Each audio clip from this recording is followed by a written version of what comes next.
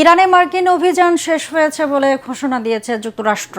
মঙ্গলবার দেশটির পররাষ্ট্রমন্ত্রী সাংবাদিকদের এই তথ্য জানান। একই সাথে বলেন, পরিস্থিতি অনুযায়ী সেনা সরানোর নির্দেশ দেবে পেন্টাগন।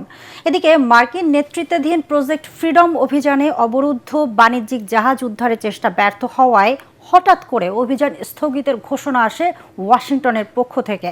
কূটনৈতিক তৎপরতা জোরদার হওয়ায় শান্তি আলোচনার ইঙ্গিত মিললেও উভয় পক্ষের কঠোর অবস্থান পরিস্থিতিকে এখনো অনিশ্চয়তার মধ্যে রেখেছে। আরও জানাচ্ছেন Zahidul Alam. Operation Epic Fury is concluded. We achieved the objectives of that operation. হঠাৎই ইরান ইস্যুতে অনেকটা নমনীয় আমেরিকা। মঙ্গলবার সংবাদ সম্মেলনে তেহরানের বিরুদ্ধে মার্কিন সামরিক অভিযান শেষ হয়েছে বলে ঘোষণা দেন মার্কিন পররাষ্ট্রমন্ত্রী মার্কো রুবিও। তিনি জানান, হরমুজ প্রণালীটি স্বাভাবিক করতে মার্কিন অভিযান প্রজেক্ট ফ্রিডম কোনো আক্রমণাত্মক অভিযান নয়, বরং বিশ্ব বাণিজ্য স্বাভাবিক করার প্রক্রিয়া।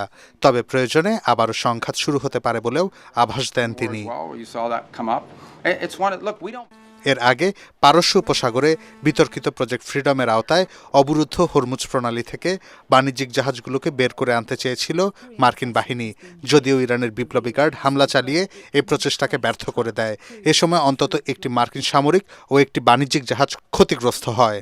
এ নিয়ে মার্কিন নৌবাহিনীর দাবি, তারা দুটি জাহাজ নিরাপদে বের করে নিয়ে আসে। এ সময় ইরানের অন্তত 6টি স্পিডবোট ধ্বংস করা হয়। সংকট যখন বাড়ছে, ঠিক তখনই এই অভিযান সাময়িকভাবে স্থগিত করে যুক্তরাষ্ট্র। স্থানীয় সময় মঙ্গলবার রাতে প্রেসিডেন্ট ডোনাল্ড ট্রাম্প এই সিদ্ধান্তের কথা জানান। তিনি বলেন, পাকিস্তান সহ বেশ কিছু মিত্র দেশের অনুরোধ এবং ইরানের সঙ্গে একটি চূড়ান্ত শান্তি চুক্তিতে পৌঁছানোর ক্ষেত্রে অগ্রগতি হওয়ায় এই অভিযান আপাতত বন্ধ রাখা হয়েছে। একই সাথে উল্লেখ করেন, অভিযান বন্ধ থাকলেও বহাল থাকবে ইরানের ওপর চলমান নৌ অবরোধ। Is that what it takes? I hope it fails. Is that what it You know takes? why? Because I want to win. If it it's মার্কিন প্রেসিডেন্টের এমন সিদ্ধান্তের মধ্যেই ইরানের প্রেসিডেন্ট মাসুদ পেজেশকিয়ান জানান, শক্তি প্রয়োগ করে ইরানকে নত করা সম্ভব নয়। দাবি করেন, ক্রমাগত হুমকি ও হামলা চালিয়েও ব্যর্থ ওয়াশিংটন, আর তাই বাধ্য হয়েই এমন সিদ্ধান্ত মার্কিন প্রেসিডেন্টের।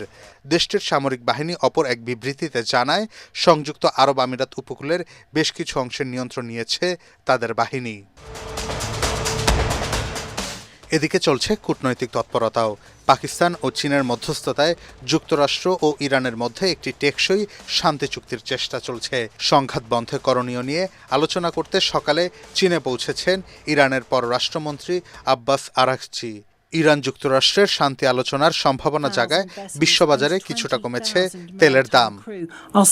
জাহিদুল আলম, এটিএন বাংলা।